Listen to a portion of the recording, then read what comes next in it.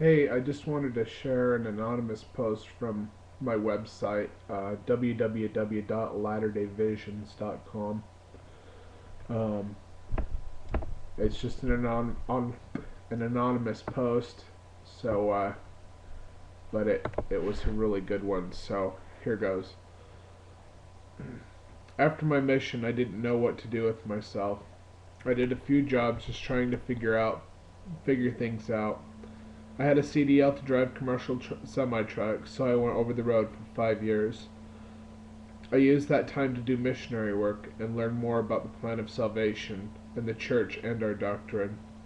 I spent hours every day listening to tapes and to CDs that I had bought from Siegel Book and Tape, Deseret Book, and other LDS bookstores. My truck was like a mobile temple. It was a good time for me. I learned so much and I did so much missionary work all throughout the United States and Canada. During that time of my life, I also had during that time of my life, I also had many questions I couldn't find in my studying, so I would take it to God and He would teach me things. One of the things I wondered about was how in the New Testament Paul talks about having your calling and election made sure. I also noticed in my study of early church history that Joseph Smith taught this as well. I noticed it in a few other places that it was mentioned, like when Brigham Young sent people to help save the handcart companies, and 3 young men carried people through the ice-cold stream. Later, the 3 young men suffered and died because of the exposure they received that day for helping those people. When Brigham Young heard of this, he declared, Surely these young men have had their calling and elections made sure, and will dwell in celestial glories with God and their Father. Anyways, so I learned about these things during my mission and wondered about them. I sought what these things meant in prayer during my mission and for years after. I prayed about a lot of things in the meantime, but I always wondered about what does it mean to have your calling and election made sure, and how do I do it?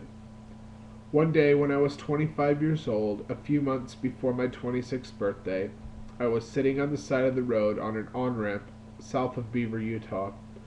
I pulled over because I didn't have to be in LA for some time and I was wondering about certain things. I pulled out my scriptures and I was reading them. I'm pondering over the things when I was caught up in a vision.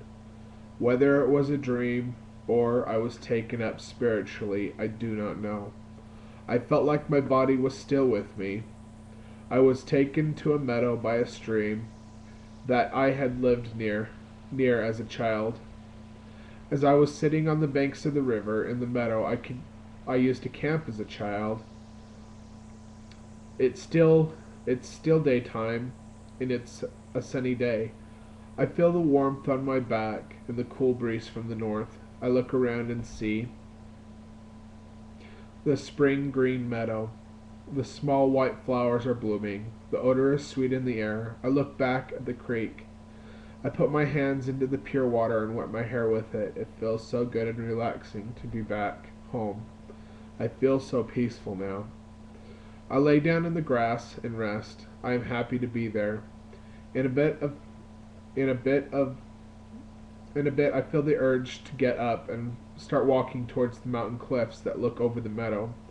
I feel so energetic now. But take my time walking up the hill, following the trail that looks like it has been seldom used.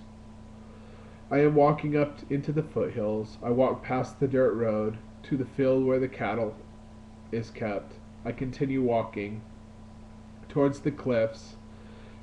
Higher and higher I climb. I get to the base of the cliff and continue walking along there until there is a switchback. I continue following the path. Soon I am walking at the tops of the cliffs. I stop and look down at the valley far below and see the meadow and the stream. I see the canyons and the other hills on the other side of the valley. I feel grateful to be here. I feel like praising my Father for this beauty. In my mind, I am filled with so much gratitude. I feel so peaceful. Soon, I decide to walk upwards, up to the top of the mountains, above my childhood home. I continue to walk. I reach the top of another rise. Soon I am walking past the lone tree. In the distance I see the forest. I continue walking towards the trees. Higher and higher I go, farther than I ever went as a child. I feel so close to God right now. I feel so grateful, so peaceful. I continue walking. I reach the forest, and I continue following the trail. I feel inspired to continue walking. I am so happy. I see a clearing up ahead. As I pass the last of the trees, I can see a building in the distance. It is white. It looks like a small temple. I think to myself that this is odd. I didn't know there was a building there. I'm curious. I continue walking towards the building. As I come closer, I can see that there are words in the white marble. The words say, "Holiness to God, House of the Lord." I look at the door. I see that it says, "Well done, thou good and faithful servant. Thy sins be forgiven thee. Enter in that ye may obtain your calling and election made sure." Immediately, I feel such great gratitude. I feel such great thankfulness. I feel my own spiritual light grow brighter. I feel the Spirit so strongly now.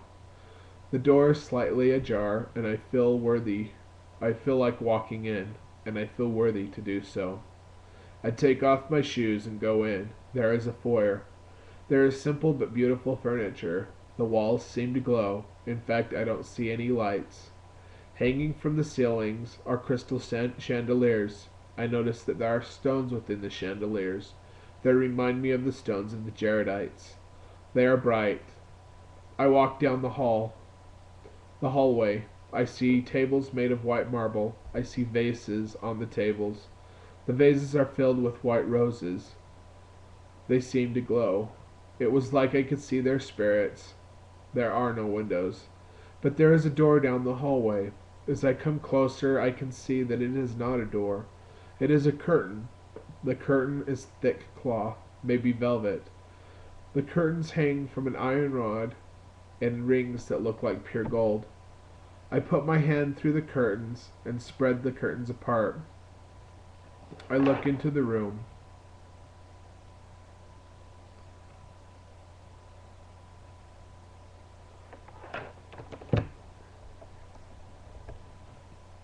The walls seem to give off their own light.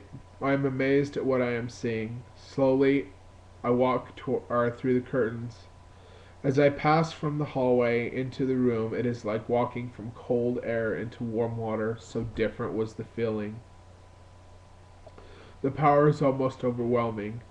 It is the power of complete love and peace.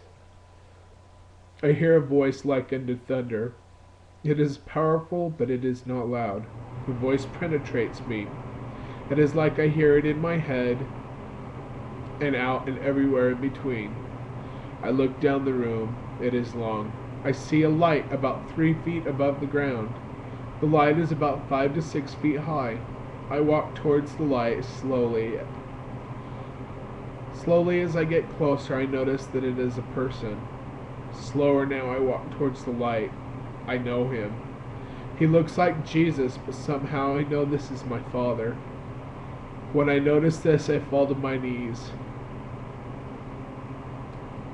My head is down.